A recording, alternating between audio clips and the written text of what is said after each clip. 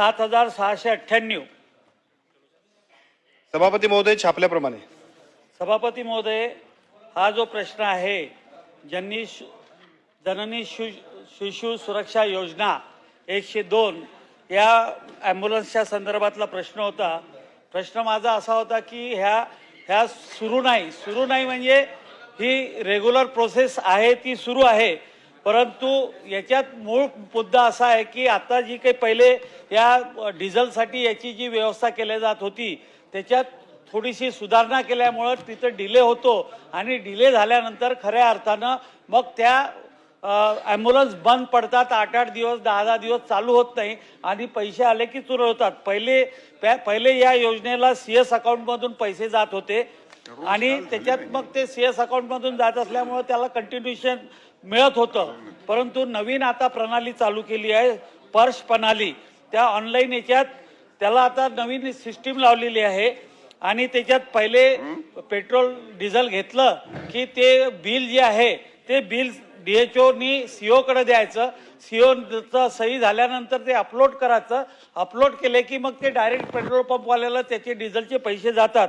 परंतु एखाद्या वेळेस याच्यात असं होते की 8-8 दिवस 15-15 दिवस पैसे न गेल्यानंतर मग तो डिझेल पंपवाला 15 दिवस 8 दिवस ते डिझेल उपलब्ध करून देत नाही आणि त्या पिरियडमध्ये मग तो खंड पडतो। आता तो खंड पडत असलेला आहे, त्या संदर्भातला प्रश्न होता। आपण जे उत्तर दिलं ते बरोबर आहे, योजना चालू आहे, पैसे आहे आत्ता बरोबर आहे, परंतु जो आता सिस्टीम बदल केल्या त्याच्यामुळं त्याच्यात ते पैसे मिळणारा उशीर होतो आणि मग त्याच्यातून ज्यांच्यासाठी ही योजना आहे त्या गरोदर माता बालक हे त्या पिरियडमध्ये त्यांना दवाखान्यापर्यंत नेणं आणि त्यांना घरापर्यंत सोडणं याच्यात डिले होत आहे।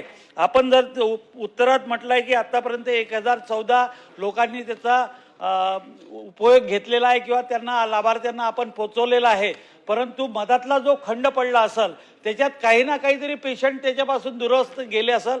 माझी मंत्री महोदयांना ही विनंती आहे की याची सिस्टीम आपल्याला बरोबर करावं लागेल, तेवढाच माझा प्रश्न आहे। मंत्री महोदय। सभापती महोदय, सन्माननीय खोडके साहेबांनी जो प्रश्न विचारला आहे त्याच्यामध्ये 102 ही जी काय आपली ॲम्ब्युलन्स आहे त्या ॲम्ब्युलन्सचं काम प्रभावीपणे होण्यामध्ये काही अपूर्णता आहे किंवा काही त्याच्यामधले जे काही दोष आहेत त्याच्याबद्दल त्यांनी विचारलेलं आहे।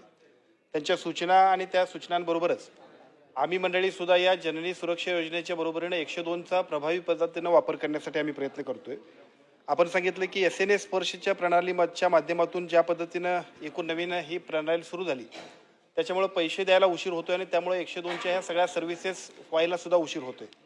SNS स्पर्श आता केंद्र शासनानं सगळ्याच डिपार्टमेंटला कंपल्सरी केलं आहे, त्यामुळे या सगळ्या गोष्टींना बंधनकारक असल्यामुळे त्याच्यामध्ये तरी बदल करता येणार नाही, परंतु बदल करता येत नसला तरी आम्हाला सुद्धा ते SNS स्पर्शप्रमाणे सुद्धा लोकांना या सेवा देत असताना कुठं प्रॉब्लेम होऊ नये यासाठी ज्या काही गोष्टीचा अंमलबजावणी करायला पाहिजे त्यासाठीच एक नियमित अशा पद्धतीचं काम करण्यासाठी आपल्यासोबतच आम्ही बैठक घेऊ।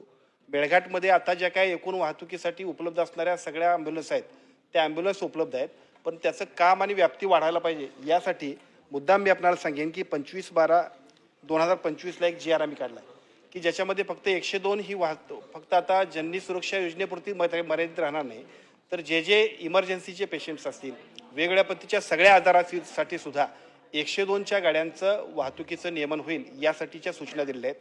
त्याचबरोबर जी ऑनलाईन प्रणाली करणारी जी काही एजन्सी होती त्याच्याबद्दल सुद्धा काही तक्रारी होत्या, त्याची सुद्धा आपण चौकशी लावली आहे। उद्देश इतकाच आहे की 102ची गाडी ही लोकांना 108 पेक्षा सुद्धा प्रभावीपणे उपयोगाला येते, का तर ग्रामीण भागामध्ये पटदिशी उपलब्ध होणारी ही व्यवस्था आहे, त्यामुळे त्याची सुद्धा गतिमानता आम्ही वाढवतो। याच्या व्यतिरिक्त माझा एक थोडासा अजून वेगळा प्रश्न होता। राष्ट्रीय बाल स्वास्थ्य कार्यक्रम अंतर्गत आता जवळपास तिथं ज्या तुमच्या ॲम्ब्युलन्स चालतात त्यातल्या धारणीतल्या 3 ॲम्ब्युलन्स जवळपास डिसेंबरपासून बंद आहे। त्याच्यात त्या ॲम्ब्युलन्समध्ये डॉक्टर, फार्मासिस्ट आणि नर्सेस वगैरे असा तो युनिट आहे, परंतु ते 3 युनिट जवळपास डिसेंबरपासून बंद आहे। त्या संदर्भात आपण त्या सूचना द्याव्या ही माझी विनंती आहे।